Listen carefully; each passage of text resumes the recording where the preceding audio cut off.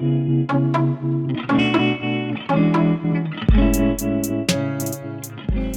buenas tardes. Bienvenida, bienvenido. Ya está, no voy a declinar más. Hoy tenemos esto del tercer piso de Proteo, como saben quienes hayan venido alguna vez, quien no lo sepa, pues ya lo sabe. El tercer piso es la tercera planta de Librería Proteo, pero como aquí ni vendemos oportunidades de señores y caballeros, ni arreglamos diálisis, pues entonces el tercer piso, que además tiene una tradición mucho más bulfiana, ¿no? De habitación propia. El tercer piso es el nombre del proyecto cultural que se me dio a bien llevar después del incendio de Proteo y la rehabilitación, que quien no lo sepa también, pues en el año 2021 se quemó esta librería, la más antigua de Málaga, y bueno, logró pues surgir de sus cenizas, pues como Proteo, el dios Proteo, que era el dios de la metamorfosis. Hoy estamos para contar, bueno, mi nombre es Héctor Márquez, quien no lo sepa, soy periodista y eso que llaman ahora gestor cultural, y me encargo de hacer prácticamente todo lo que se hace aquí, de sacar el córner, rematarlo y después sacarme tarjeta roja y limpiar campo furbo. ¿De qué se trata este proyecto? Pues se trata de crear comunidades alrededor de la escritura, la lectura, la edición y revitalizar eso que decimos ahora, las librerías como el único espacio dentro de la cadena del libro que probablemente si en algún momento se pierde, pues apañados vamos, ¿qué haríamos sin ellas, no? Hoy estamos para presentar un libro que a mí me parece muy especial por varias razones. Primero, por lo novedoso del tema, lo novedoso de un tema que lleva mucho silenciado, porque estamos hablando de una época ya pretérita, finales del siglo XIX, España, Madrid y ciudades alrededor, de un tema también que no se ha hablado mucho, que tiene que ver con lo que se llamaban entonces los hijos del vicio, o los niños incluseros, o los niños bastardos, esas criaturas que se dejaban inclusas en espacios y que se convertían un poco más o menos en mano de obra, que iba de un lugar a otro y en algún caso como en una mercancía con la que la gente conseguía unos realillos para, bueno, pues cubrir el jornal. Una de las cosas importantes de este libro, que es una novela, es que el libro, como dicen las series de Netflix, debería hacerse una de no sé si de Netflix o de HBO, pero una serie, porque está magníficamente escrito y tiene una emotividad enorme. Está basado en hechos reales.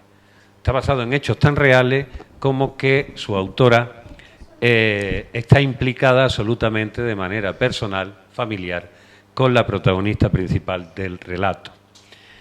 La autora, que es la única autora que está entre nosotros, está en el centro, Soraya Romero, es periodista, visto el trabajo y visto lo visto, porque yo no tenía oportunidad de escucharla. Ella desarrolla últimamente su vida profesional, aunque ha hecho muchas colaboraciones en España, en Suiza, que es donde vive actualmente, y tiene un programa de cultura en español que se ha convertido en referencia entre los hispanohablantes. Ya ella me dirá cómo se pronuncia el programa, cómo se llama, porque yo lo desconozco.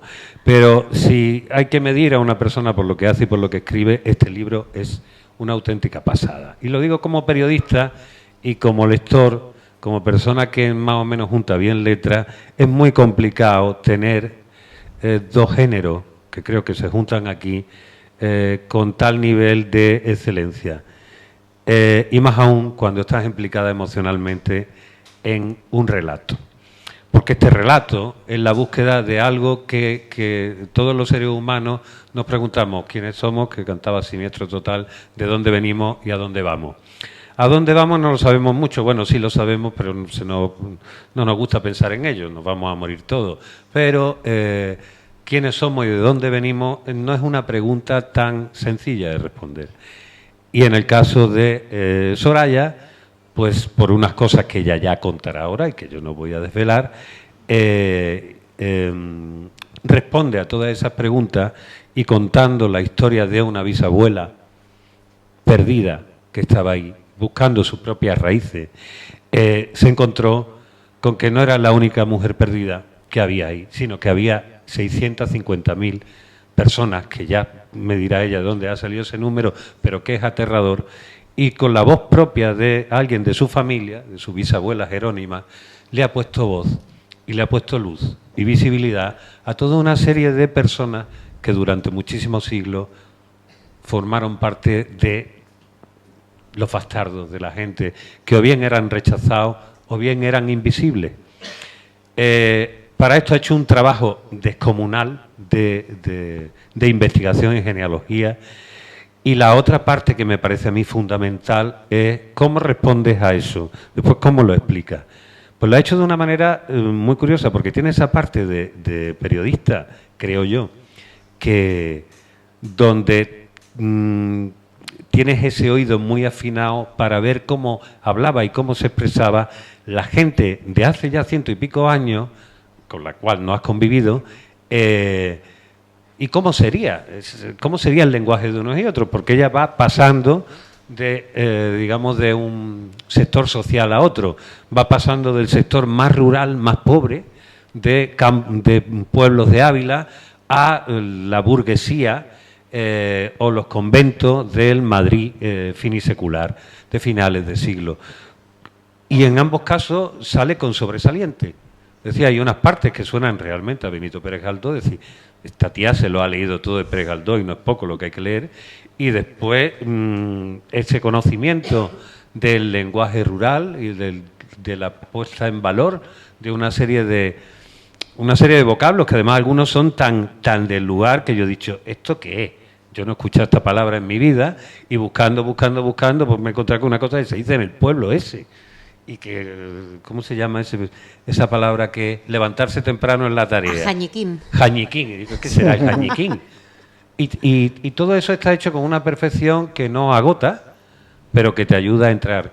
Es un libro que se escucha, es un libro que se huele, y es un libro que te sobrecoge constantemente, porque está hablando de la gente abandonada, la gente que además que murió ya hace tantos años que nadie le pone voz. Y esas voces de quiénes somos, quiénes fueron, te ayuda a decir quiénes somos nosotros hoy. Porque vienes de ese silencio, vienes de esa ocultación, vienes de ese miedo. Hay una herencia que está ahí, y que es una herencia que tú como lector no dejas de ver y de leer con un nudo en la garganta. Te habla también de esa necesidad, de saber que lo que seamos, bueno o malo, es lo que te construye. Y en definitiva tú eres, ahora que está muy de moda hablar de los traumas que se heredan a lo largo de generaciones, y la psicomagia y las constelaciones familiares, este trabajo que ha hecho ella no me cabe ninguna duda que le habrá ayudado a sanar, pero que a los lectores que nos hemos zambullido aquí, desde luego también nos ha ayudado a sanar y a entender lo importante que era, por qué mirábamos esas fotos antiguas de nuestros bisabuelos y tatarabuelos y le teníamos esa especie de vínculo, aunque no supiéramos quiénes fueran y no hubiera nadie ahí para contarnos esa historia. El trabajo que ha hecho ella es ejemplar en ese sentido. Para presentarla y para charlar con ella, aparte de ello, que intentaré hoy no molestar demasiado, está también un viejo compañero que empezamos casi juntos, que ya ha visitado aquí el tercer piso con la misma editorial. ¡Hombre, Maricruz! ¿Cuántos años? Y que es Agustín Rivera. Agustín Rivera es uno de los grandes periodistas y reporteros de Málaga, más allá de Málaga, y aquí lo tuvimos hace unos meses haciendo un encuentro, un club de lectura con su maravilloso libro sobre Hiroshima y los testimonios de los supervivientes, un libro que, aparte de comprarse los que están aquí, por favor, pregúntenlo, porque es un libro también absolutamente necesario. Ambos publicados por la editorial Kailas, que era una editorial que yo antes de Agustín tenía fuera de foco, como tantas cosas, como tenía fuera de foco el mundo de las inclusas, y que creo que está haciendo un trabajo de verdad excepcional. Y así que unidos por la misma editorial, Agustín Rivera, escritor, reportero, profesor de la UMA, viejo compañero te doy la palabra y muchísimas gracias, Soraya, pues, por venir aquí. Muchísimas gracias.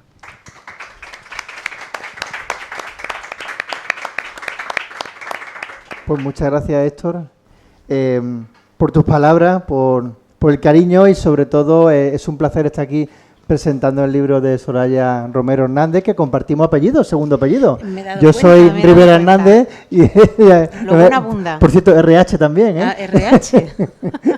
RH. Bueno, y es un placer presentar el libro La Semilla de Silencio, que compartimos editorial Kaila, efectivamente. Y bueno, y sobre todo estar aquí otra vez, volver a tercer piso, a la librería Proteo. Yo lo que quiero sobre todo que sea una conversación con preguntas, ¿no? Que yo vaya haciendo preguntas y voy a hacer unas pequeñas consideraciones sobre el libro antes de empezar a hacer alguna cuestión. El libro yo tenía...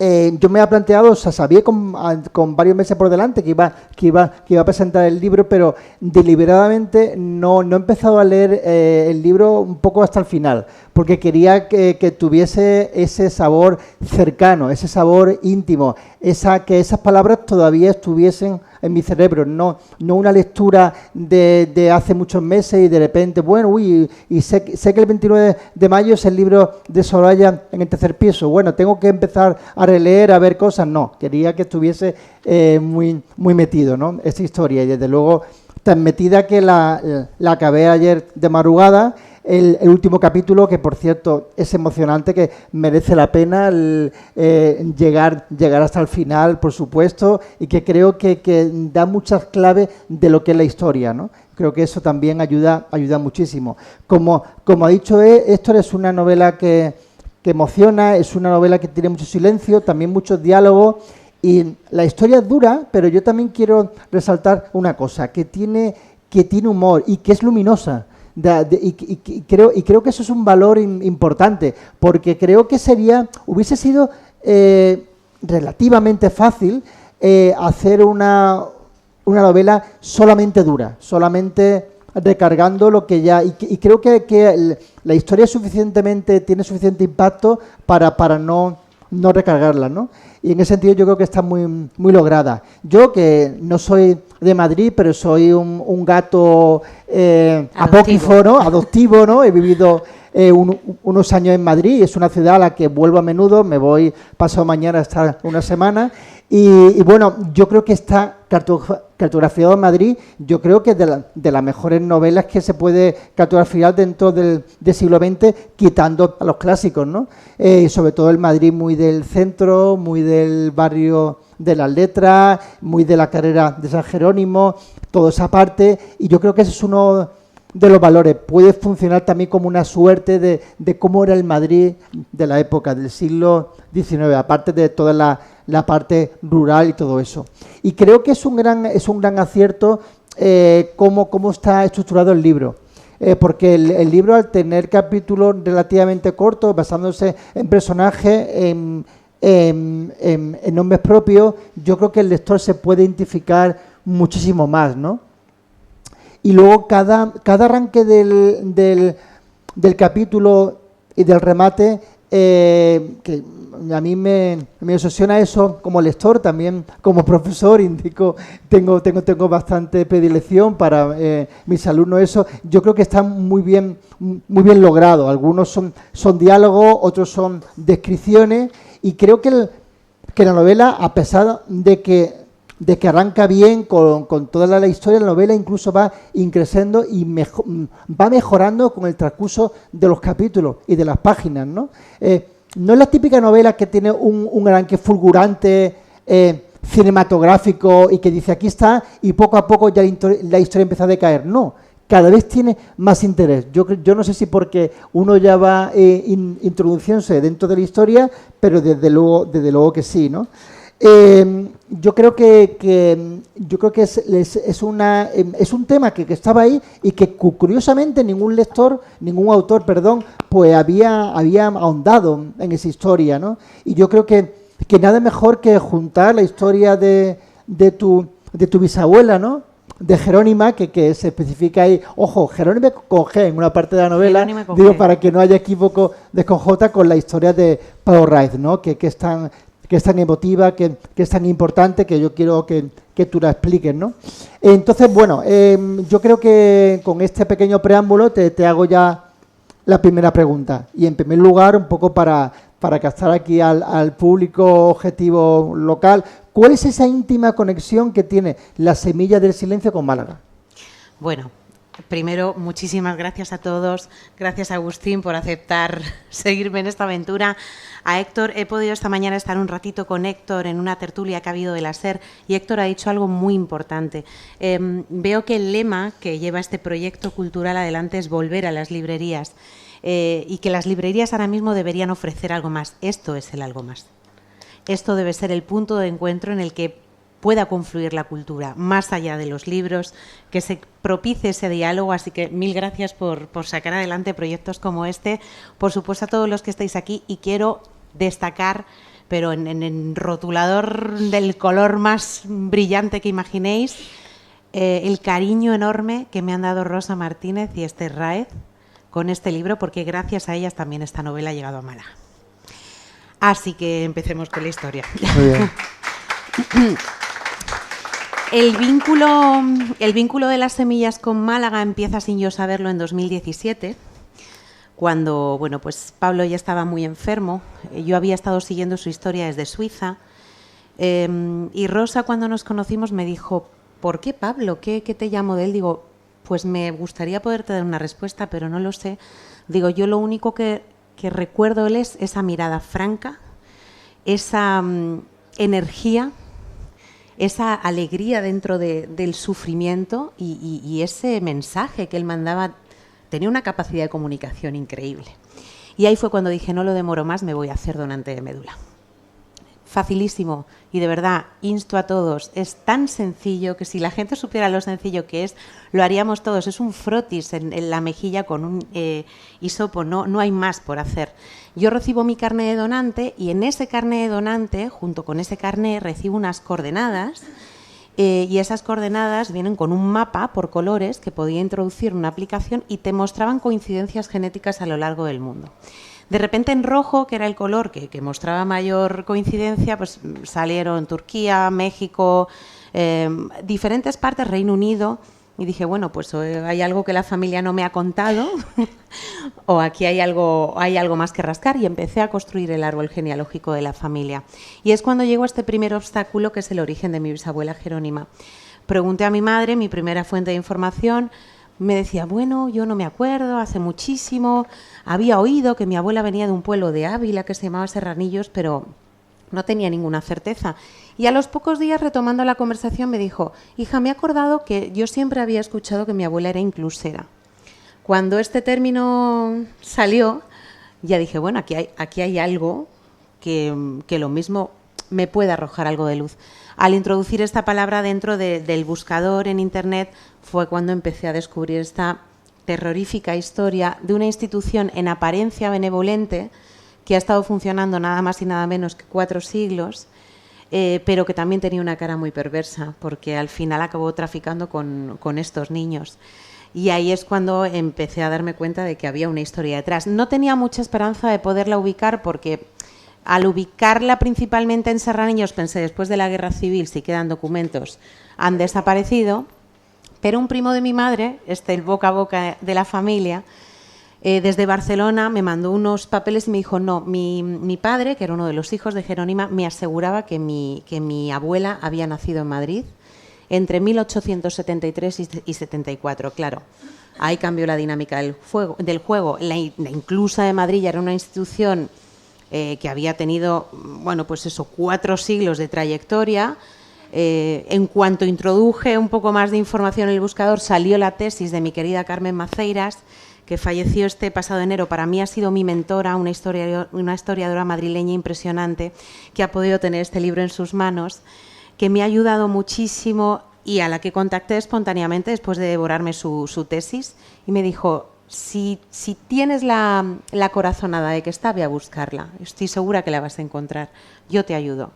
Y efectivamente, después de 4 meses devorando su tesis, me fui a los archivos de la Comunidad de Madrid, me documenté como periodista y como familiar interesada, y en un par de mañanas pues tuve la gran dicha de que ella se mostró ni siquiera a través de ella, porque lo único que aparecen en estos documentos es el nombre, y había varias Jerónimas.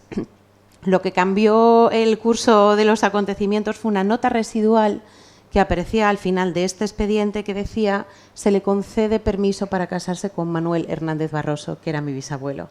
Entonces, en ese momento lloré, me puse a llorar. Fue muy emocionante el saber, es ella, está aquí, hay una historia que contar y este es el comienzo de Las semillas del silencio. Y antes de eso, ¿tú habías tenido, digamos, esa especie de pulsión de decir de dónde vengo, quién es la bisabuela, de alguna manera, desde que eras pequeñita? Bueno, yo soy una persona que me considero bastante familiar y muy curiosa, pero es innegable que la migración, en algún punto tú tienes una necesidad de volver a la raíz.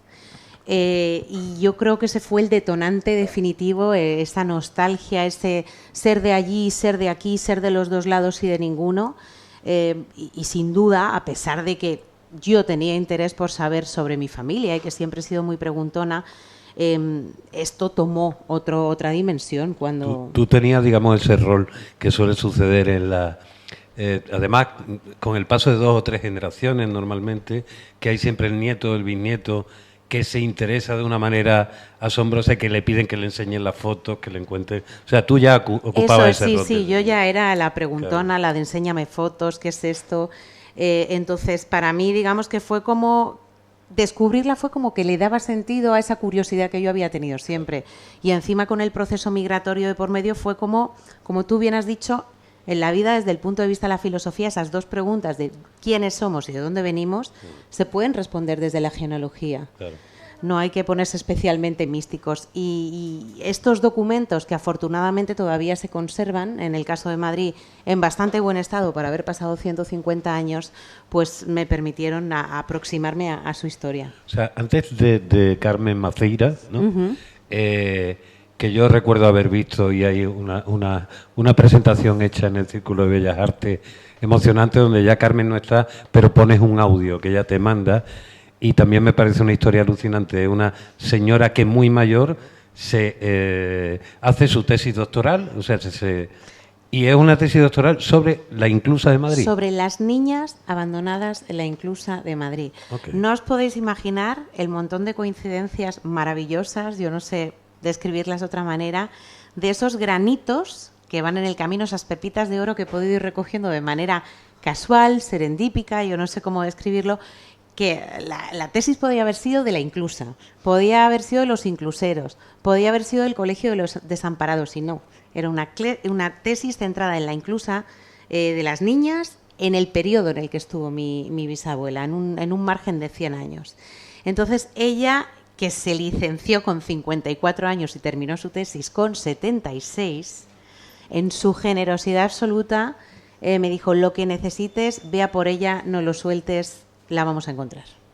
Qué bien.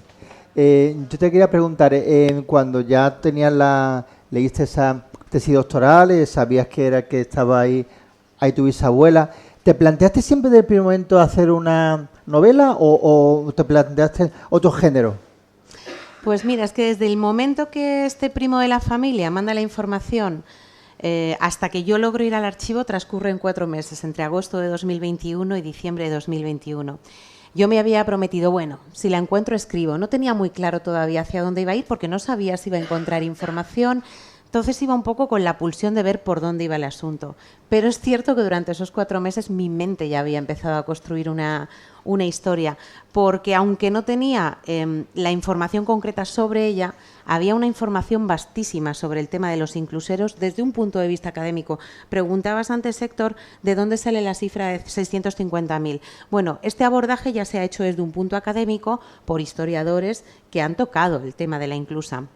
Como bien dice Agustín, excepto Galdós, que ha transitado sobre el tema de los incluseros, nadie se había metido en el tuétano de lo que es el funcionamiento de la institución y cómo se silenció 4 siglos de actividad con la desdicha a la que estaban abocados estos niños. Entonces esas cifras salen de esos estudios, de esos libros de asiento que todavía se conservan en las archidiócesis, que son unos documentos que tienen un valor maravilloso. Los expedientes matrimoniales de la época son expedientes de 20-25 páginas en el que aparece todo. Y cuando os digo dónde vivían, cuándo se mudaban, para quién trabajaban, los testigos de la boda, la partida de nacimiento, absolutamente todo. Tener eso en tus manos y poderlo tocar es transitar su historia de alguna manera.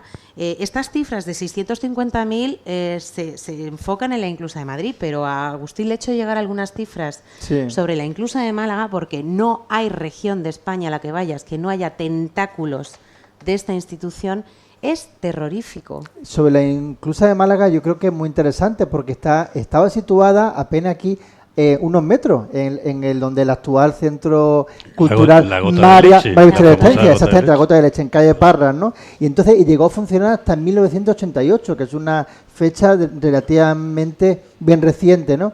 Entonces, claro, yo creo que ahí hay mucho que contar dentro de tu novela de Madrid, pero quizá puede haber varios spin-off, ¿no? De a lo mejor autores que se dedican a hacer una historia de esto sobre Málaga o sobre cualquier otra ciudad y a lo mejor tu novela puede ser el causante, ¿no? de muchas historias, ¿no? Ojalá que sí. Lo que estoy recibiendo, y es quizá lo que le da más sentido a este trabajo, son correos electrónicos de gente anónima que ha decidido buscar a sus familiares.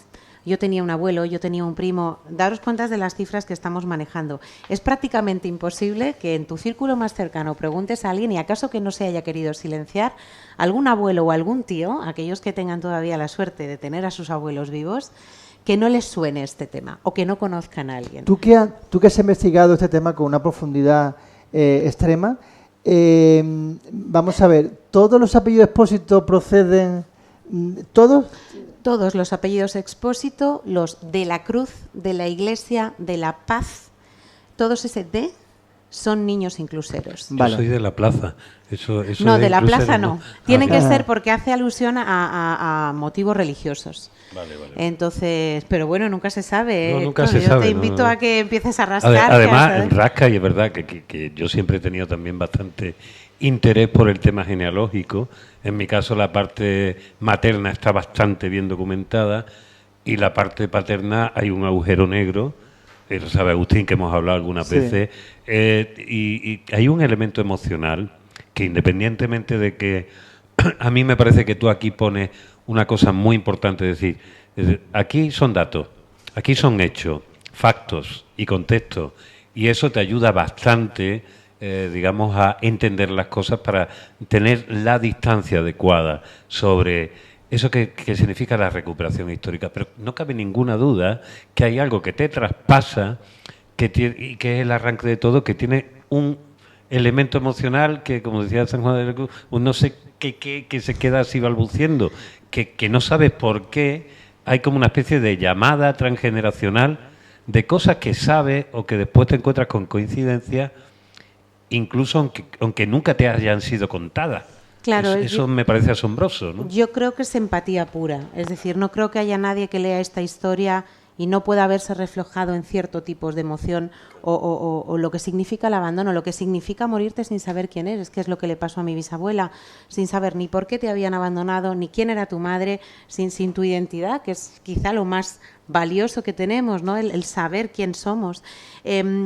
Entonces, bueno, ha sido un camino duro, porque para poder acercarme al dolor de mi bisabuela y a su historia he tenido que transitar otros dolores. Ahí había miles de expedientes, pero miles. Imaginad, era una media de abandono de 1.000 niños al año, con una tasa de mortalidad, pues a finales del 18 en Málaga estaba en torno al 78%, algo así. En Madrid era terrible la tasa igualmente. Y había un montón de, todavía, de hace 150 años, objetos personales. Encontrabas escapularios bordados a mano con iniciales, calcetines. Había un saquito de piel que aparece aquí en el libro con unas medallas. Intenté abrir el saquito y se rompía. Dije, no voy a venir yo a romper esto después de 150 años cerrado, pero encerraba algo. Había una esperanza de algunas madres en querer recuperar a estos niños. Se les abandonaba allí porque básicamente o no tenían recursos, eso es, o no tenían recursos económicos, que era el 90% de los casos, o si venían de familias burguesas, pues obviamente había que tapar la vergüenza. Pero se dejaba ese hilo, esa esperanza, ¿no? Esa puerta abierta, dejar, se abandona este niño con unas enaguas, con 2 pares de calcetines, bajo las iniciales, pedimos que se le bautice con este nombre, y eso no sucedía. Revisar eso y además mostrárselo al lector, que para mí era imperativo. Esa veracidad, ¿no? Quizá el punto más periodístico de si me dejo llevar por lo emocional no voy a... O sea, le estaría faltando a la verdad a todos los niños. Esto no es una biografía de mi bisabuela. No, de hecho eso te quería preguntar, porque claramente tú pones al final, que es lo que sueles ver en las películas, esa especie, la foto después de ver la película, ves las fotos reales de los personajes que inspiraron, y dice, fulanito murió, hizo tanto, recibió tal, que... Y aquí ella dice claramente que esto está inspirado y después cuenta la historia real. La historia real, que son una serie de datos que caben en 2 folios, poco más o menos. El resto, ¿hasta qué punto, cómo ha fabulado? Porque eso me parece un trabajo de una precisión. Me parece a mí que hay algo emocional, como quiero decir, soy rigurosa con la historia, porque esto es lo que sucedía. Y soy emocional con mi familia y por extensión toda la familia de las que no tienen nombre, de las que no tienen memoria, porque les doy una historia, digamos, con la suficiente ternura y la capacidad, porque tú estás hablando de mujeres. Hay una cosa muy curiosa, porque aquí claramente esto es una institución que favorece a la burguesía, absolutamente. Es decir, ¿qué hago con el niño? La niña no se puede quedar embarazada, se casa, pum, pum, fuera. O aborta o los niños para allá. Y el aborto, evidentemente, era complicado en aquella época. Pero estás hablando, por ejemplo, en este caso, de alguien que no tienes ninguna información, que es la madre de tu bisabuela. Ahí le inventas una historia que está basada también en hechos reales, de cosas que se saben, que algunas estaban escritas, etcétera, etcétera. Y no conviertes a nadie, no haces una cosa maniquea de ricos malos contra no sé cuántos pobres. No hay juicio. No hay juicio. Yo he elegido y hay un mucha narrador, ternura, pero hay mucha transparencia en todo. He elegido un narrador en tercera persona que nos intentara dar, y es un ejercicio complicado, porque cuando hablas de tu propia historia, al final yo existo porque mi bisabuela existió, porque su madre existió. Es difícil encontrar esa distancia, es decir, sí, que no me voy a dejar... tentada de utilizar la primera persona en por algún momento, supuesto, ¿no? Claro. Y casi cuando empecé a construir todo este Madrid del 19, que por supuesto yo es que he vivido toda mi vida en Madrid, y además, para que veáis de estos datos, estas pepitas de oro que os he ido diciendo, justamente cuando descubrí qué era la Inclusa, dónde se ubicaba, estaba en la calle Embajadores número 39. Yo había estado viviendo, hasta que me fui a vivir a Suiza, a 13 números en la misma calle, es decir, pasaba diario por donde habían abandonado, donde había nacido mi bisabuela. Entonces, esas coincidencias, o la manera en la que encontré el expediente matrimonial de mi tatarabuela en un par de clics, eso sí que fue... Bueno, dicen que cuando el cerebro está muy enfocado en algo y está muy motivado, como que se abre el campo, ¿no? Es como cuando estás embarazada y de repente ves carritos por todos lados. Pues a mí de repente pensé, bueno, ¿y de dónde sería esta mujer? ¿Y si se casó en Madrid? Bueno, si se casó en Madrid, ¿en qué edad se casaría? Entre los 17 y los 25. ¿Eso de cuándo es? Porque yo lo único que tenía de ella era su edad, la edad que parió y dejó abandonada a mi bisabuela. Y dije, bueno, pues 1857-1865. En el Archivo Diocesano de Madrid solo tienen escaneadas 5 iglesias, nada más. Dije, bueno, pues empiezo con la primera. Digo, yo empiezo a mirar. Habitualmente yo soy muy metódica. Y digo, bueno, empiezo por el comienzo o por el final y luego veo. Y ese día dije, voy a empezar por 1862. No me digáis por qué. Y voy viendo. Y según hago clic y me voy a su apellido, me la encuentro. Así, esto fue en un periodo, estaba en la radio, terminando de producir de realizar uno de los programas, y en el impasse este que se estaba guardando en el ordenador, fue esto. Y aquello fue, llamé a Carmen, acto seguido, digo, lo que me ha pasado, porque esto lo entiende quien está metido en la investigación. Porque tú lo contaste directamente desde Suiza. Desde Suiza, que era golpe desde que está... Tú puedes digitalizado, está vale. digitalizado todo lo de los archivos. El Archivo Diocesano de Madrid tiene estas 5 iglesias digitalizadas. Y fue así, de manera absolutamente casual, por curiosidad, decir, voy a mirar, bueno, la próxima vez que venga a Madrid pido cita para ir. Y llegó así a mis manos. Y Carmen siempre me decía, es que tú tienes una mano amiga. Dice, yo me he tirado 15 años hasta que he podido poner en orden mi puzzle. Y dice, tú tienes una mano amiga. El espíritu de los archivos, ¿no? Que acompaña una especie de ángel de la guarda. Tú eres madre, ¿no? Yo soy madre. Y además es una cosa que no hemos dicho antes. Tú ya habías publicado relatos infantiles. Es que hay un elemento que aparece en un capítulo donde están haciendo como la canción de las cabritillas. Porque hay que decir que Jerónima, sin hacer mucho spoiler, también tiene una vida que es más dura que la de Heidi y Marco juntas, que era lo que veíamos y nos hacía llorar en nuestra época, ¿no? Es decir, pues esta niña, ¿qué le va a pasar? Y sin embargo, es de un carácter... sí.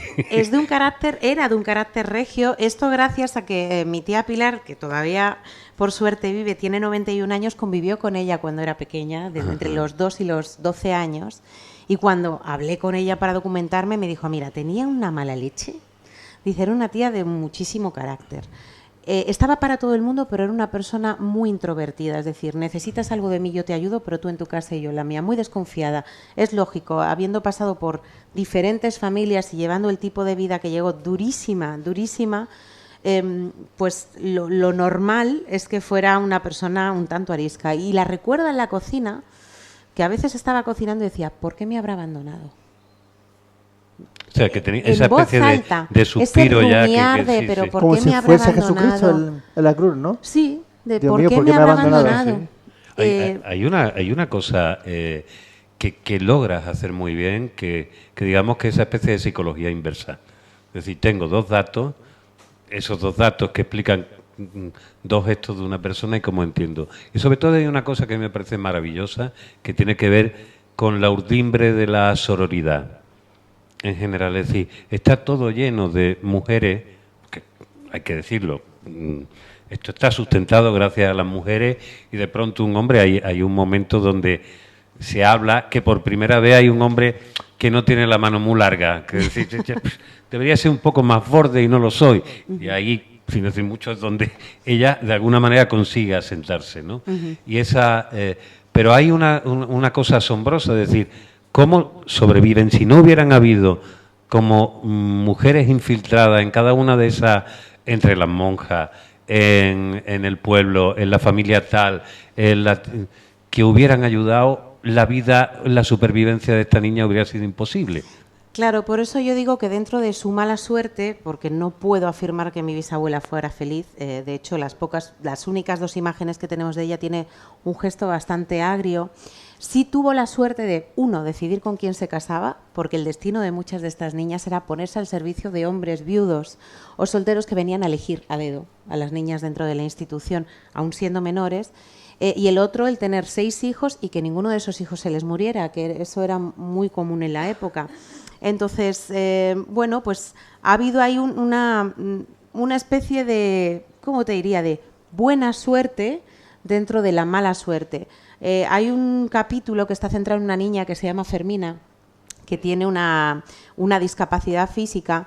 En el caso de mi bisabuela, ya nunca regresó la inclusa, pero a muchas de estas niñas se las devolvían cuando, pues por ejemplo, tenían un accidente y ya no las podían hacer servir en el campo, ya no era útil y volvían a la institución. Pero a mí me interesaba muchísimo mostrar al lector cómo funcionaba la inclusa por dentro. Pregunta, ¿esos son personajes inventados, construidos o también basados en un nombre que te aparece por allí en tu Fermina investigación? Fermina la rescaté de los archivos, no por nada especial, vi su expediente, me gustó la manera en la que estaba escrita su nombre, con esta letra decimonónica un poco indescifrable, y dije, bueno, tú vas a estar, ya veremos cómo. Y de repente me di cuenta que había que crear un personaje que diera un halo de esperanza. Claro.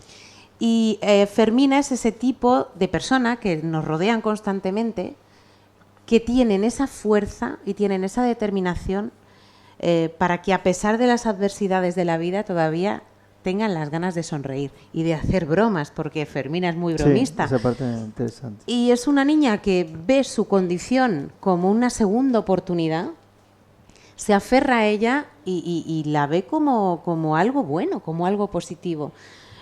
Como bien habéis comentado antes, esta historia es de por sí tan dramática que si le añadimos drama, el lector o lo suelta o se deprime, y no era la intencionalidad. A mí, al final, perdón, sí. al final yo quería ofrecer una historia de datos, que eso es importantísimo para mí. Señores, esto es lo que había, juzguen ustedes, pero luego tocando esa emotividad inevitable que trae esta historia consigo.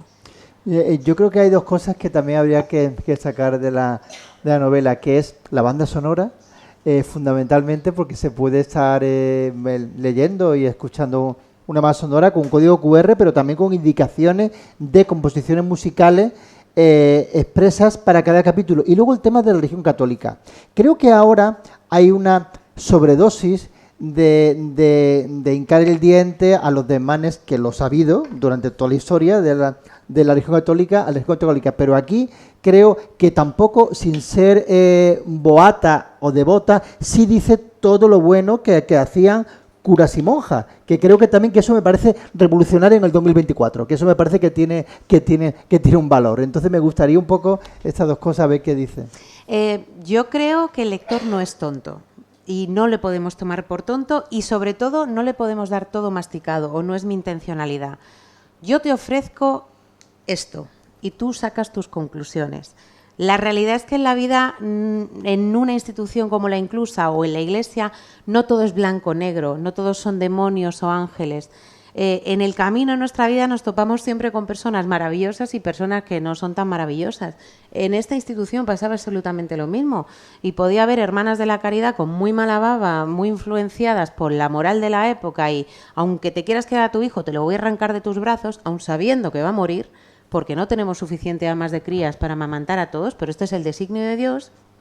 Y otras almas maravillosas que han sufrido y que tienden la mano y que no juzgan y que ayudan, porque quieren lanzar ese rayo de esperanza sobre algo tan terrible como era que la moral recayera únicamente en las mujeres. El poder preservar la moral de la familia era algo únicamente responsabilidad de las mujeres. En todos estos expedientes, y como mencionaba Héctor, esta historia de mujeres, es que no hay ni un nombre de un hombre. Sí. Es que los padres están esfumados, volatilizados, y no importa, porque los pecadores no son ellos, porque es como su condición natural.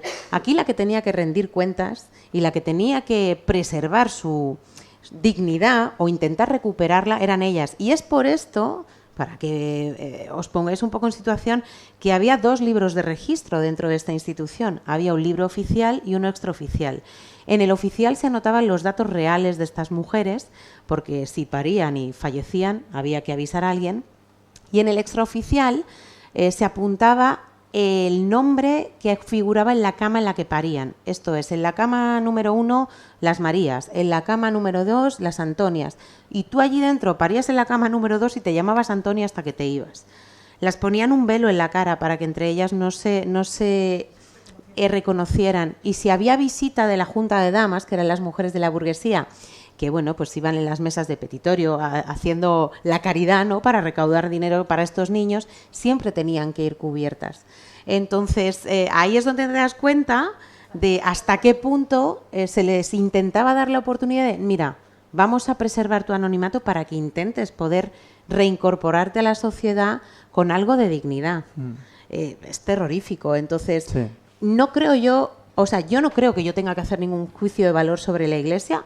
Yo no soy creyente y, sin embargo, me he sumergido en profundidad en todo ese lenguaje, en todo o cómo se trabajaba en esa época. No es mi responsabilidad ni es mi intención hacer ningún juicio, y espero que cada lector pues sepa hacer su lectura o haga la lectura que crea más conveniente. Además, hay algo que tú estás viendo constantemente. Hay un personaje que a mí me gusta muchísimo, que de alguna manera, después con lo que acabas de contar de tu bisabuela, es como la descripción del carácter de esa mujer que llegó a ser tu bisabuela, que es el personaje de Alejandra, de doña Alejandra, que es la primera mujer que recibe a Jerónima cuando es una niña, cuando tiene 10 años. Cuando tiene dos años. 2 años. Y se ha quedado viuda, es como la pinta, para sobrevivir en el campo. Dice, yo querría una mocita de 10 años que me ayudara. pero bueno, ya que me he quedado viuda, es lo lo que que voy hay. a tener para ejercer, como tú dices, un poco de maternidad. Y cómo esa mujer, que hay un momento donde se habla de cuál es el espíritu, no apegarse demasiado, no lo hice con estas palabras, lo hice de una manera más exacta y más hermosa, no apegarse demasiado para no sufrir más luego. Si no hay Estás hablando, vínculo. si no hay vínculo, no hay tanto sufrimiento. Y eso se está diciendo constantemente a lo largo de la novela. La niña que vuelve, el cura que le acompaña, que quiere despedirse de ella y vuelve a la inclusa y le dice el otro, pase usted, que si no le va a crear a la niña Un trauma. un trauma. Y es como les enseñas a tener el corazón hecho una piedra. Y es una cosa muy curiosa. Y ahí, como tú dices, personas buenas, personas malas, que básicamente es lo que hay que decir. ¿A quién puñeta se le ocurre un sistema? Porque al final la conclusión no hace falta que tú la señalas. Es decir, un sistema que exclusivamente favorece a los hombres de clase alta, exclusivamente, nada más. No hay nadie más que salga favorecido en ese sistema. Bueno, evidentemente hay una economía ahí de amas de cría, de subsidios, podemos decir, por amamantar, Pero todo que cada basado vez en más la- perversa, más perversa, más Claro, perversa. todo basado en la caridad. Porque Claro. la caridad era la llave, la puerta de entrada al cielo. Claro. Entonces el burgués, la única manera no era vamos a darles útiles para que ellos puedan buscarse la vida. No. Vamos a hacer la caridad porque es la manera en la que nosotros nos vamos a ganar la redención. Alejandra existió. Sí. De hecho, Alejandra era una viuda. Todos los datos que he podido recopilar de ella son reales. El nombre del cura que deja Jerónima de vuelta en la inclusa es real. Eso aparece todo en los documentos originales. Es decir, yo he tomado esos nombres y he decidido construir una historia en torno a ellos. No sé si estos personajes obraron de esta manera o no. Es Ya, la ya. decisión que yo he tomado para justificar esa construcción de ese carácter. ¿Cómo llegas a ser eso? ¿Qué ha pasado antes para que tú llegues ahí? Y ahí tiene que haber un ejercicio de empatía. Obviamente tú tienes que haber pasado por esa dureza de corazón, Claro. de no saber lo que es una caricia, de no saber lo que es un abrazo, de que te despojen de repente de un día para otro de esta familia, te pasen a otra y te traten como una mercancía, que al final era lo que eran estos niños. Mi bisabuela era el número 1969 en esa inclusa. Tenían una medallita por niño y esa era su identidad. Sí, lo más parecido a una prisión, esa idea que tenemos de una cierta esclavitud. Es decir, una cierta esclavitud. Aquí era una esclavitud no entendida como las películas de romanos con los grilletes, pero casi. Digamos, es que estaban en el escalafón más bajo de la hay sociedad. niñas que nunca salían de esta institución Claro. y se quedaban ahí su vida pues haciendo labores propias de su género, como os decía, que era coser, bordar, fabricar sombreros, hacer cestería y ese era su destino. Oye, y claro, esto está ambientado en Madrid. El principio fundamental es la inclusa de Madrid. Ya lo has presentado en Madrid. Madrid es tu ciudad, aunque no vivas en ella, la que te nutre, la que tú has crecido, donde te has formado. ¿Qué respuesta has tenido desde que lo presentaste? Porque lo presentaste en otoño, ¿no? Pasado Sí, fue. justo en octubre. Pues fue sobrecogedor. El Círculo de Bellas Artes estaba lleno, o sea, lleno. Y cuando os digo lleno, les faltaban sillas. El mismo día que hicimos la presentación, que era 3 semanas después de que el libro hubiera salido, ya estábamos anunciando la segunda edición. Ese cariño, esa acogida, porque una primera edición es difícil que se acabe tan deprisa, te da como una radiografía de... Ya van 4. Claro, ediciones, claro, fíjate, que te da una radiografía un poco de cómo esto puede haber tocado y haber movido a la gente. Y estos correos electrónicos que estoy recibiendo de gente anónima de, oye, mi bisabuela, ¿cómo puedo ir a buscarla? Ahora estoy en contacto con una chica de Alicante que su abuelo era de la Inclusa de Madrid, ha hecho un viaje expresamente de Alicante a Madrid para trazar esta historia. Estoy ayudándola con esos documentos igual que me ayudó a mi Carmen. Claro. Ya eso da todo el sentido al trabajo titánico de investigación y de ese volcado emocional, pero a la vez periodístico, pero a la vez un batiburrillo de cosas, porque te das cuenta de que está siendo útil, de que está aportando algo. ¿Y te ha dado eso algún cambio, digamos, de un clic en la cabeza? Como decíamos antes, tú escribías, ya has hecho publicaciones en literatura infantil, pero este éxito porque es un éxito, claro. Es decir, que aquí no está Planeta detrás dorándote la píldora y comprando páginas de periódicos y acríticos. Esto te lo has ganado pasito a pasito. ¿Este éxito te ha hecho plantearte el futuro en una profesión cada vez más incierta, como es la nuestra, la de periodismo? Ese futuro me lo llevo planteando desde Toda cuarto la de vida. carrera, Héctor. Digo yo, ¿por qué me he metido aquí? Porque me gusta sufrir. Pero vamos a decir que yo había dejado un poco de lado mi faceta como escritora, había tirado la toalla, y esto me ha hecho darme cuenta de que hay un camino para mí, y sobre todo para mí desde el punto de vista del crecimiento personal. Ahora mismo estoy otra vez investigando, esta vez por la rama de mi padre, que también hay una historia muy interesante, y estoy volviendo a escribir. Sin duda la investigación y sobre todo la genealógica y la histórica, que yo nunca antes había entrado en ella, se ha abierto para mí un mundo fantástico que no pensé jamás que me podía apasionar tanto. Y si además puedo brindar genuinamente mi ayuda a cualquiera que quiera reconectar con su historia, estoy más que pagada. Y en tu programa allí de Suiza, ¿ya saben de este éxito? Saben. Y de hecho en Suiza he tenido 4 presentaciones. Hay mucha diáspora española. He hecho una mini gira por Zúrich, en el Consulado de España, en Berna, que también estuvo lleno, en Lucerna, que fue la primera presentación, y en Ginebra. En Ginebra también estuve en el Salón del Libro. Ha habido muy buena acogida, entonces no puedo pedir más, como tú dices. Una autora novel que con una editorial modesta, sin grandes recursos para poder invertir en prensa, televisión, que de repente esta historia de gente sin historia haya calado de esta manera, no puedo pedir más. Bueno, ahí hay cosas. Discúlpame, No, digo que en esta línea, una típica pregunta, ¿no? Te quiero hacer preguntas sobre el contenido, pero ya que esto me ha esto, ¿hay ofertas televisivas ya o de cine? Bueno, no, yo no quiero adelantar nada.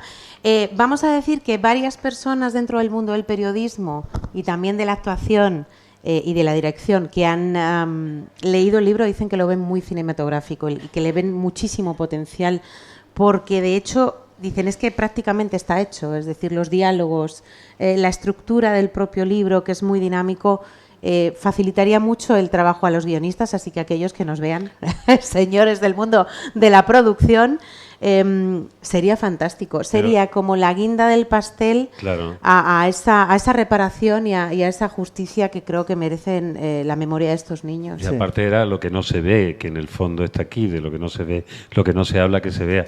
Pero hay algo que me he dado cuenta, porque yo hasta que no te he escuchado en internet, digo, bueno, sabía que por tu currículum que me habías mandado que eras periodista y periodista radiofónica en los últimos tiempos.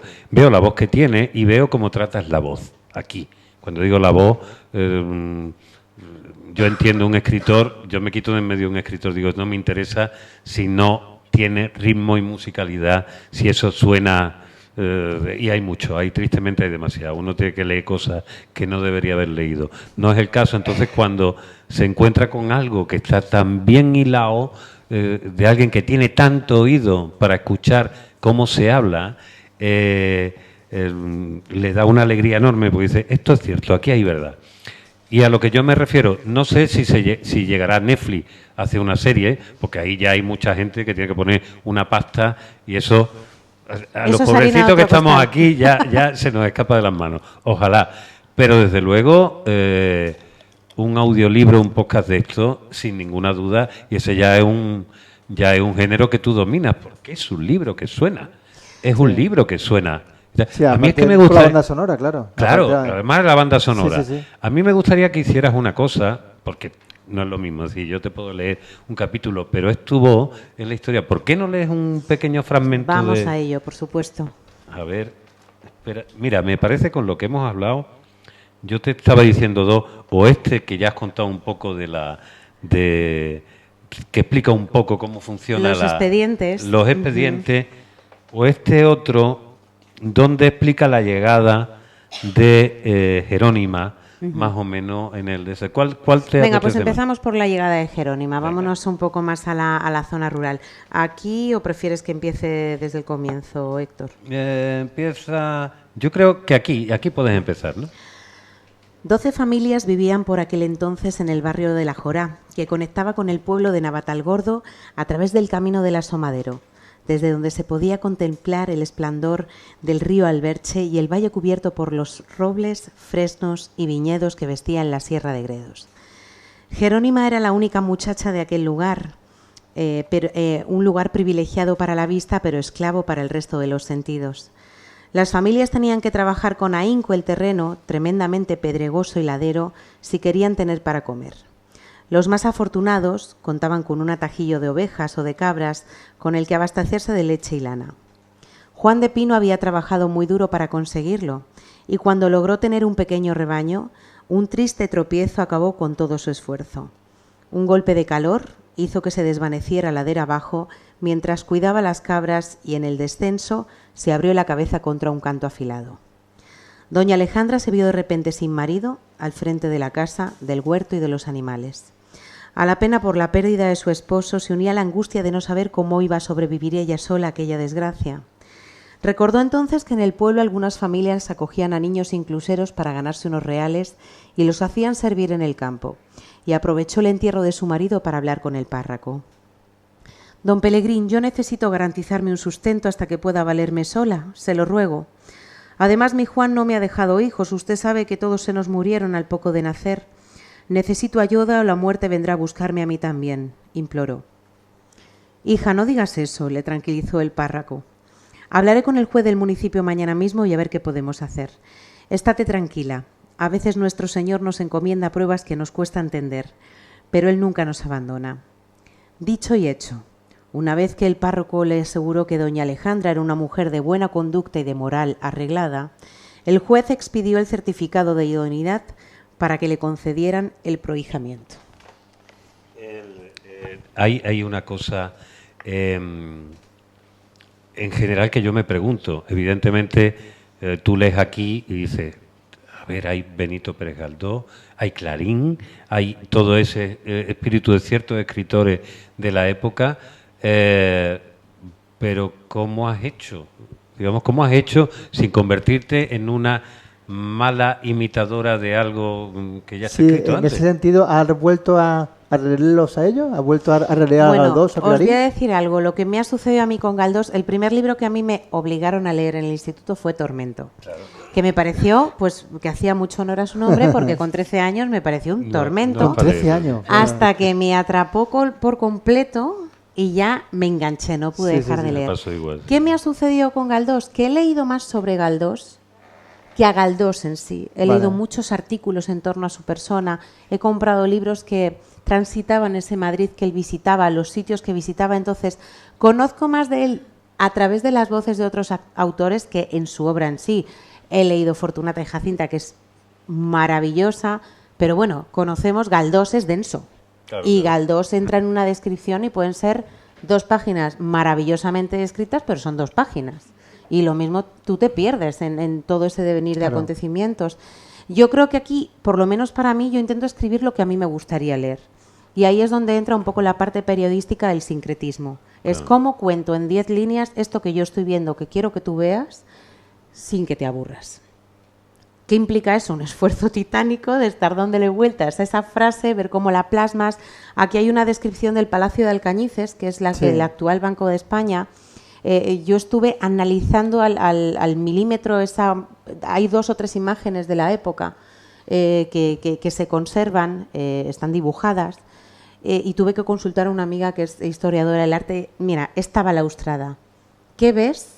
Descríbemelo con tus palabras para que yo lo pueda luego renarrar y hacerlo como más accesible al que lo va a leer. Sí, al final contestar con expertos que saben, como hacemos los periodistas, nosotros sabemos de muy poco, pocas cosas, y al final, pero sí sabemos quién sabe, ¿no? Exactamente, entonces al final es saber transitar eso, claro. ¿No? Es decir, bueno, yo no tengo toda la información porque nosotros somos un poco de mucho y de nada a la vez. Sí.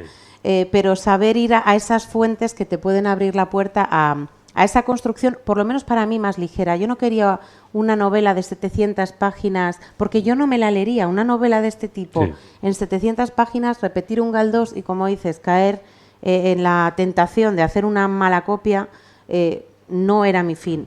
Sin embargo, a mí me maravilla cómo Galdós describe el Madrid del 19, cómo lo vive, cómo lo respira.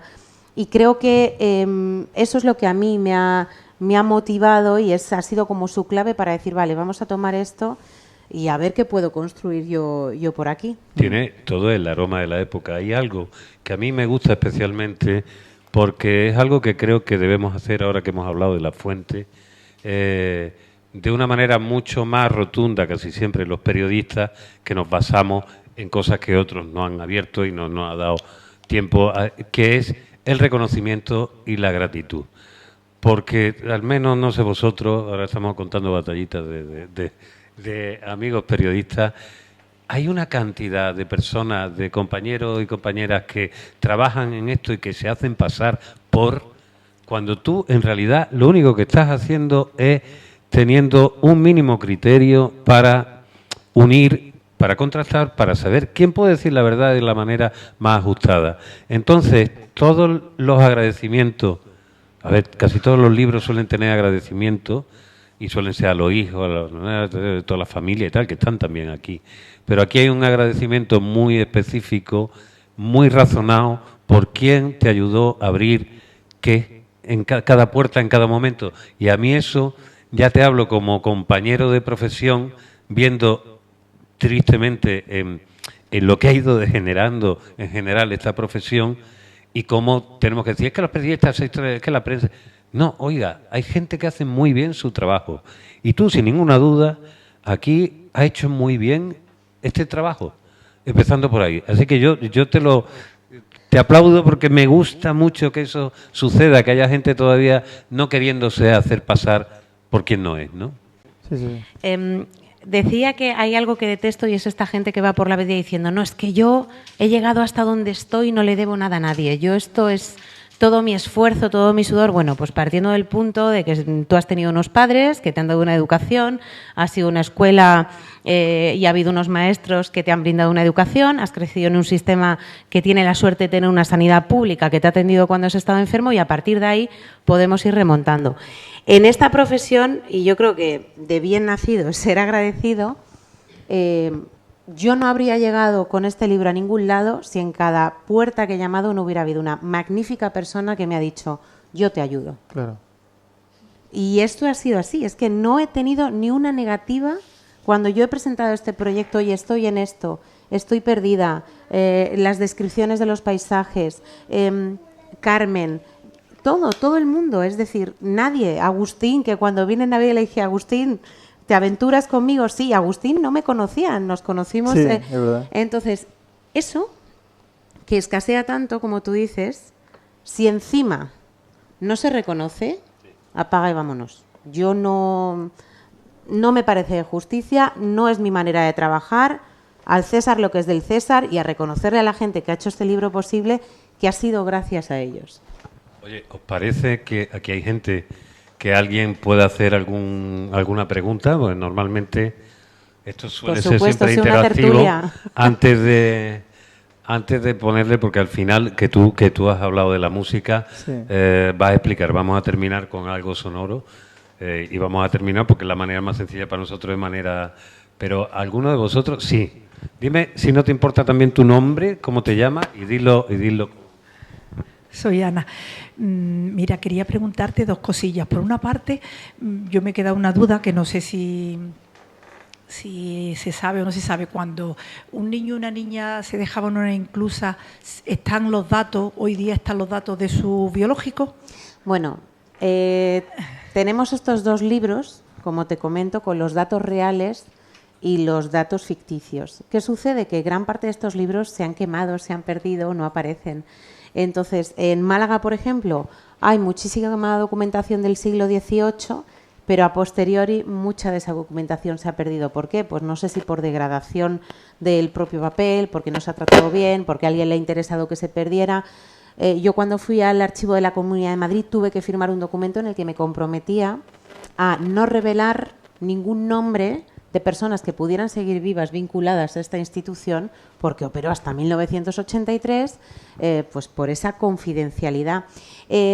Había veces que Era cuestión de fortuna encontrar el nombre verdadero de la madre, que es lo que me sucedió a mí, que pude contrastar esa información, y a esta chica que estoy ayudando en Alicante estamos con la duda de saber si los apellidos de su abuelo son los reales.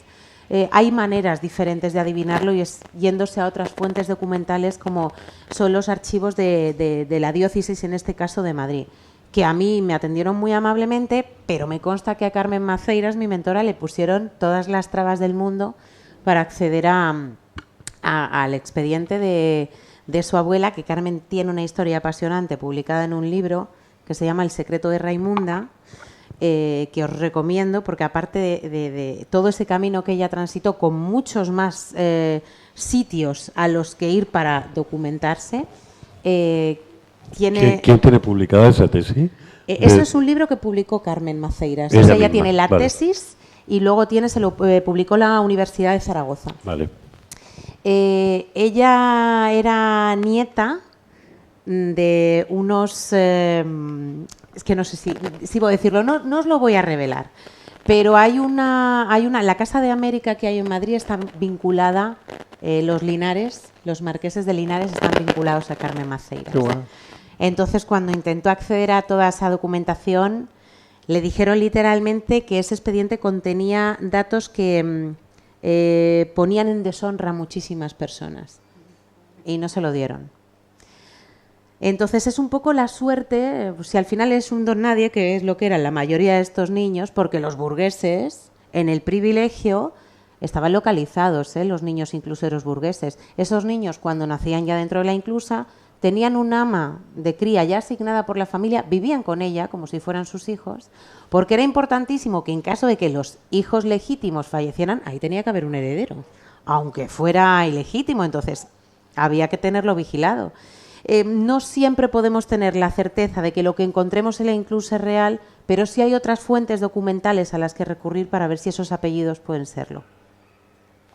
O sea, tú te has convertido en una experta, digamos, de navegar en algo que hasta hace 5 años desconocía Nada, absolutamente, pero es que es apasionante, de verdad. Os juro que tocar uno de estos documentos, verlo y ver todo lo que contiene, porque te revela también mucho de la manera en la que vivían y cómo gestionaban. Yo tengo en el expediente matrimonial de mi bisabuela los testigos de boda, que son 5, y de hecho uno de ellos aparece en la novela. El personaje de José Leitón, el alcahuete que consigue información para la burguesía, es un nombre que yo vi en uno de los archivos de Conde Duque, del archivo de Villa de Madrid, y me apunté su nombre porque estaba ubicado en la misma calle que vivía mi bisabuela en Madrid, en Libertad 23, él estaba en el 21, y me apunté su nombre porque me llamó muchísimo la atención lo de Leitón. Dije, uy, qué apellido, ¿de dónde vendrá?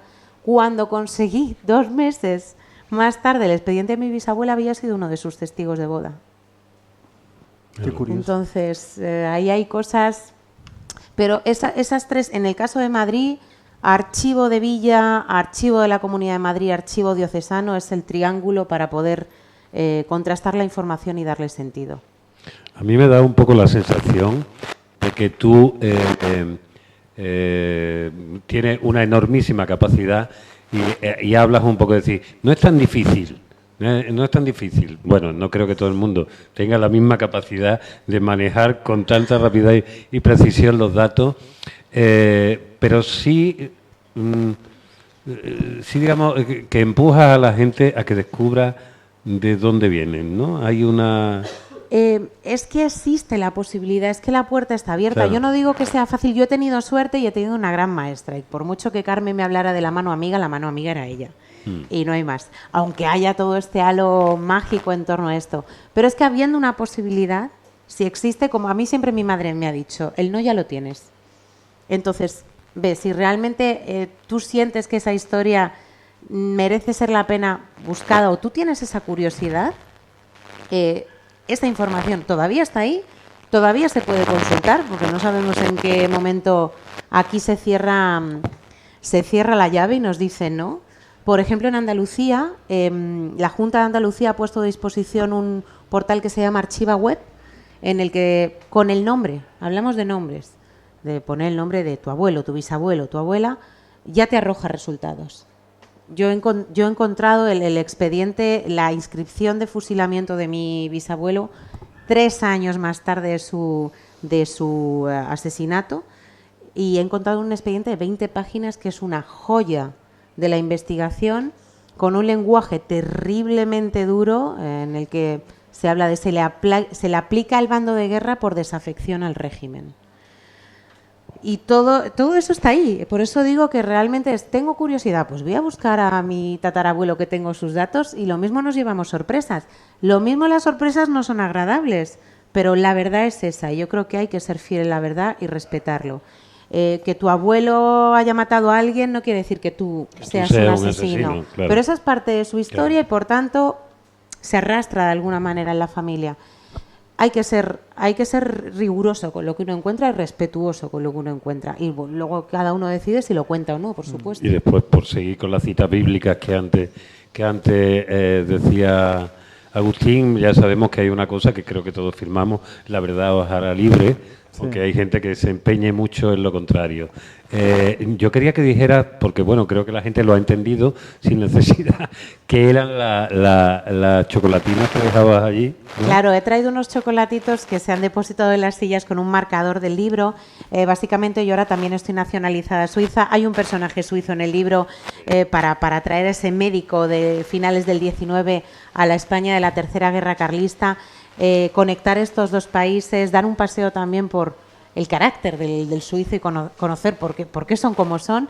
Y quería ofrecerle a los lectores pues esta pieza dulce para endulzarnos la tarde aquí en el tercer piso. ¿Alguna pregunta? Sí. Tú has dicho que las inclusas se cierran en 1982-83, ¿no? ¿Cuándo se solapan con los registros civiles? Porque muchos de estos niños nacerían en hospitales ya en esa época. Claro, sí, perdón. Y debe de haber un registro no solamente eclesiástico, sino ya un registro civil también, ¿no? Claro, conviven juntos. La de Málaga es hasta 1988, la de Madrid fue en enero del 83 y dieron paso a los servicios sociales. Las dinámicas cambian, lo único, como comentaba, estos son los barros de los lodos del tráfico de niños que hubo durante el franquismo. Entonces, digamos que tenemos ahí dos líneas, pero es que los registros de los hospitales se manipulaban también. ¿Cuántos niños no aparecían como fallecidos? Se les robaban a esas madres y luego se les enseñaba estos fetos congelados terroríficos. Y familias que están intentando reconstruir eso, niños de los años 60, 70, cuando van a por sus partidas se encuentran tachados nombres, se encuentran cosas borradas, o sea, ha habido mucha manipulación. Estuvieron trabajando a la par, pero la trampa se siguió haciendo, sobre todo desde el lado de la dinámica de hay una familia que quiere un niño, ya cuando decimos que ha cambiado el paradigma y se paga por estos niños, porque el matrimonio no puede tener hijos, la monja da un aviso, el médico de la inclusa selecciona una madre al azar, porque tampoco había una línea a seguir. Daba lo mismo soltera que casada que ella tuviera 3 hijos. De preferencia eran las solteras porque eran las pecadoras y porque tú no lo vas a echar de menos, a ti qué más te da. Pero tampoco se ha podido clarificar si realmente era unas más que otras. Ha habido manipulación de toda esta información y además judicialmente ahora está habiendo muchísimos problemas por parte de estos niños robados durante el franquismo para acceder a esa información porque se les está negando. Entonces, ahí tienen yo he podido acceder a esto porque hace 150 años que ha sucedido. Pero con menos de 100 años te ponen muchas trabas para que puedas acceder a la información. Y eso es terrorífico porque hay gente a la que no se le está permitiendo completar su historia. Hay una... Sí, perdón. No, muchas gracias. A ti. Hay una cosa que aquí te hacen la pregunta, que al menos yo tengo la sensación, no sé si es cierta o no, de que en el mundo contemporáneo tenemos más problemas de fertilidad. Sin embargo, cuando tú ves todo esto, dices, oye, hay una parte que, por ejemplo, la de tu bisabuela es mano de obra barata porque además te daban unos realillos que te ayudaban a tirar directamente. Pero seguramente habría también más de uno y más de 2 casos de mujeres que no podían tener hijos o familias que no eran fértiles por lo que fuera. Claro, pero los pobres no estaban interesados en tomar un hijo por la experiencia de tomarlo. No, claro. La mayoría era, en realidad Me me van a sirve para pagar el poco campo y me o- sirve para el campo y lo hacemos servir. Claro. Eran los que tenían esa capacidad económica, los que decidían cómo se gestionaba eso de, bueno, tráeme el niño, y no cualquier niño, o sea, aquí podía haber elección. Entonces, es que hablamos de dos realidades muy, muy distintas. Y además creo que realmente al verlo aquí, aunque nunca se ha puesto del todo el acento en ello, eran tan extremadamente diferentes. Además, había una cosa en esa burguesía, una burguesía muy endogámica. Sí. Yo lo sé por mi propia familia. De pronto digo, o sea que mi abuela y mi abuelo eran primos. Sí, claro, porque eran... Entonces, claro, y tú te das cuenta de que eso es para mantener el patrimonio, para conseguir que aquello se quede, y obviamente tiene una consecuencia genética que a las 2 o 3 de esas, pues le pasa como a los Borbones, que salen todos Efectivamente. de aquella manera, con esa pedra. Y entonces, claro, lo hemos visto. Lo dicen los cuadros, no eso, ¿no? Eso es... y en cambio, la otra familia lo hace de una manera, la familia rural, lo hace de una manera más continua. He visto también que Esther levantaba la mano, espérate. Gracias. Soraya, ¿por qué no cuentas un poco acerca de la respuesta de tu familia cuando ha leído tu libro? ¿Cómo han reaccionado tus familiares, tu gente? Tienes a mi tío a tu lado. Yo creo que le puedes pasar el micro y que te responda él, porque vamos, me he traído fuente directa. Vamos a ver, Jerónima era mi abuela, a la que yo no conocí. De todas formas, yo me esperaba que en algunas de las presentaciones que se han hecho, porque yo he asistido a todas, me iban a hacer hablar en público. Te ha La verdad tocado. que no, Ha llegado el día. ha llegado el día, no se me da muy bien estar en público y digo, oye, espero que no se me vaya la emoción. Pero bueno, pues nosotros lo hemos vivido pues con mucha emoción, porque la dureza del relato en sí es tremendo. Luego yo con mi sobrina y mi hermana y su marido visitamos la zona esta de Matalgordo, que está muy bien descrito tal y como está, pero una cosa es describirlo y otra cosa es Visitarlo. visitarlo. Tú visitas allí aquello en las condiciones que hace 100 o 140 o 100 años que había para allí, para comunicarte con el resto de los seres vivientes, y aquello tenía que ser algo espectacular. A mí me sobrecogió, ¿vale? Pero bueno, al final, también antes decías que en los archivos y tal, que es muy difícil. Efectivamente, yo constaté, un día estuve con mi sobrina buscando en los archivos de Madrid y le dije, oye, dime por dónde tengo que empezar a buscar, porque yo aquí, vamos, es que ni idea, no sé ni por dónde empezar.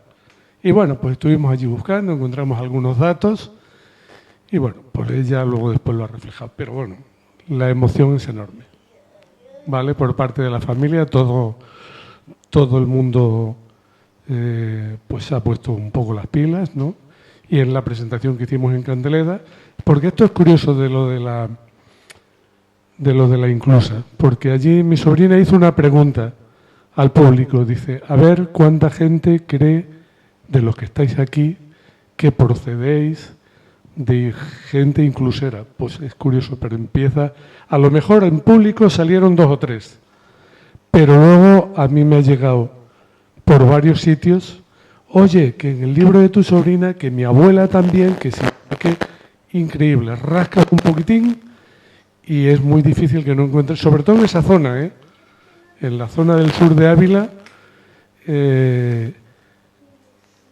prácticamente no hay una familia que no proceda de este sitio. Yo, de hecho, porque yo soy el más pequeño de la familia, ¿no? Somos 6 hermanos, y yo, bueno, pues para mí esto no existía, hasta que ella empezó con este tema Yo que iba a saber que mi abuela era inclusera, no tenía ni idea, ¿vale? Pero bueno, una vez que ya empezó, pues ya está. Se asume y punto, y no pasa nada. No hay que tener el estigma ese que había antes, que cualquiera que se llamaba de la Cruz, Expósito o tal, mira, a este, ¿sabes? Y ese sentimiento, pues afortunadamente, pues no lo hemos tenido. Al contrario, yo creo que está muy bien que haya descubierto todo esto para nosotros.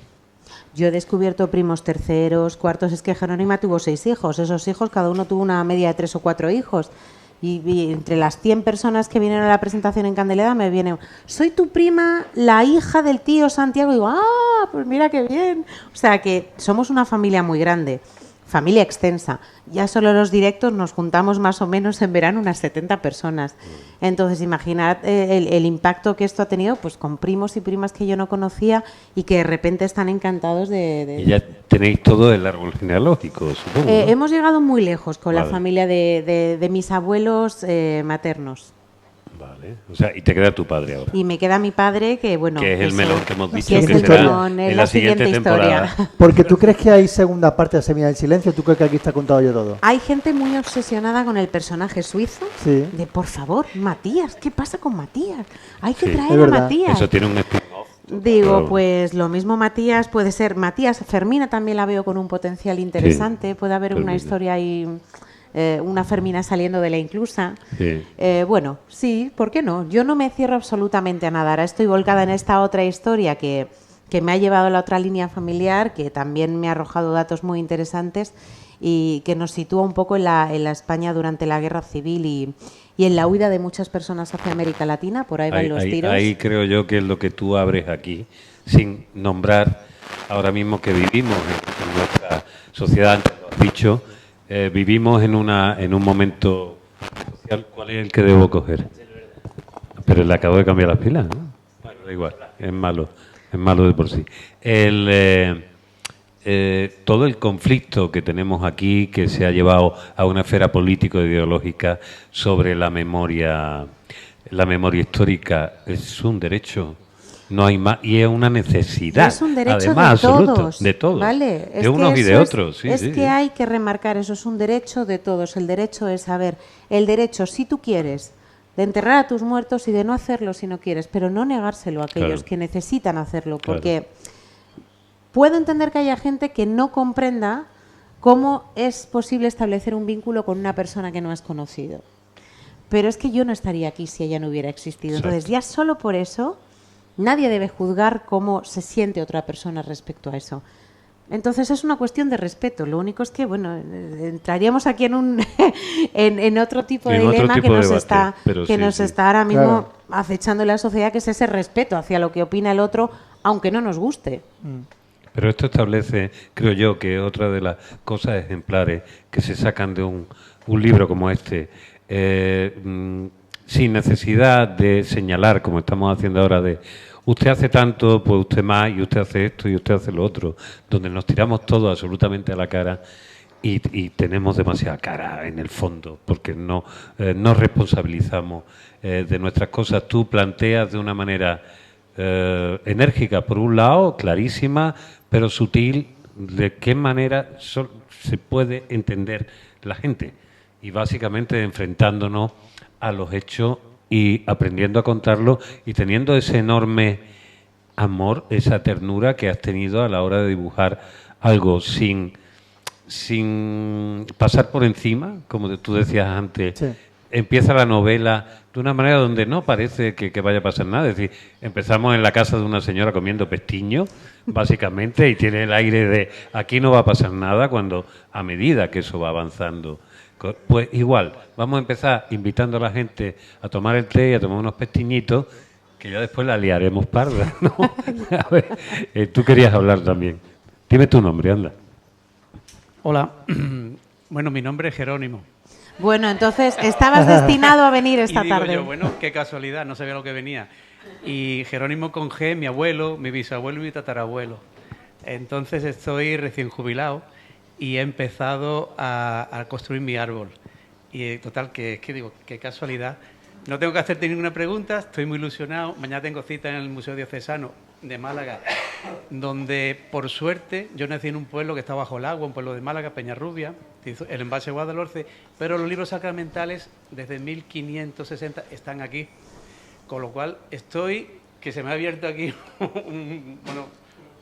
una autopista, correcto. Es que el que empieza en esto, Sí, esto sí. engancha, y Sí, lo digo sí, en sí. serio, vas con una ilusión como el niño el día de Reyes, que va a abrir el regalo y no sabe lo que va a encontrar. Total, que estoy muy empatizado contigo, me estoy encantado de haberte Pues conocido. Jerónimo, después hablamos, te quedas mi contacto y si tienes alguna duda te Sí, puedo ayudar, algún encantada de truquillo hacerlo. para correr un poquito Eso es. y no perderme.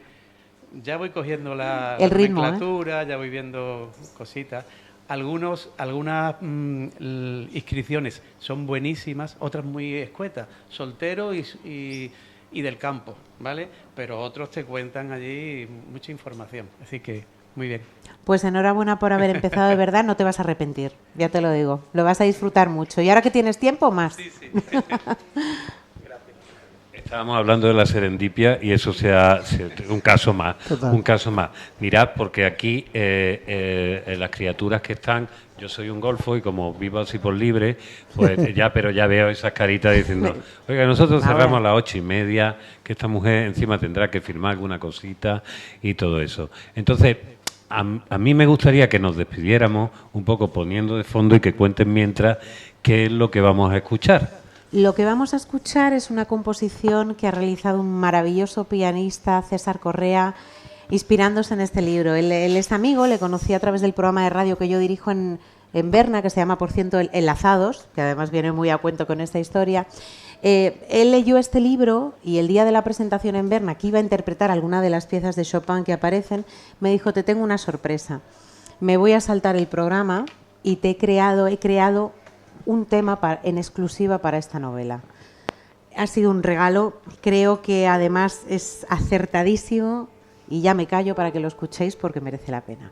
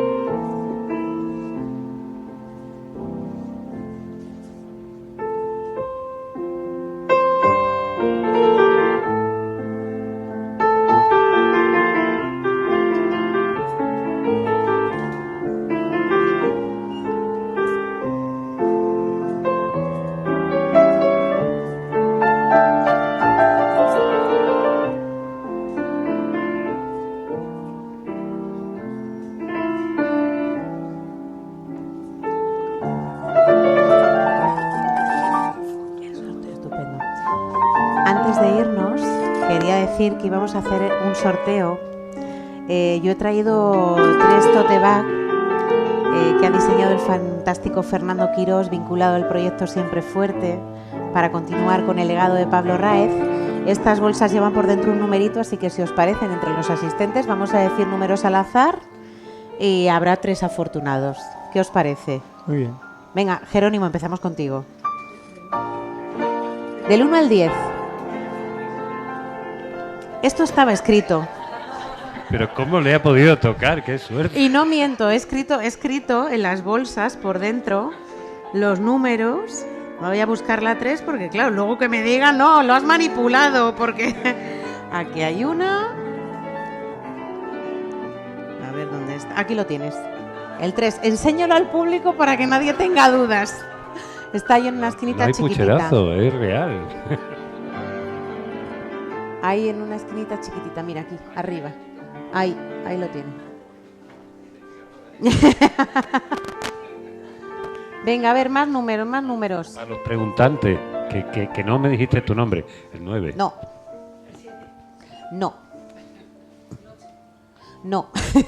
¿Vos quedado? ¿Tú también? ¿Tú? No. Madre mía. O sea, te quedan 2.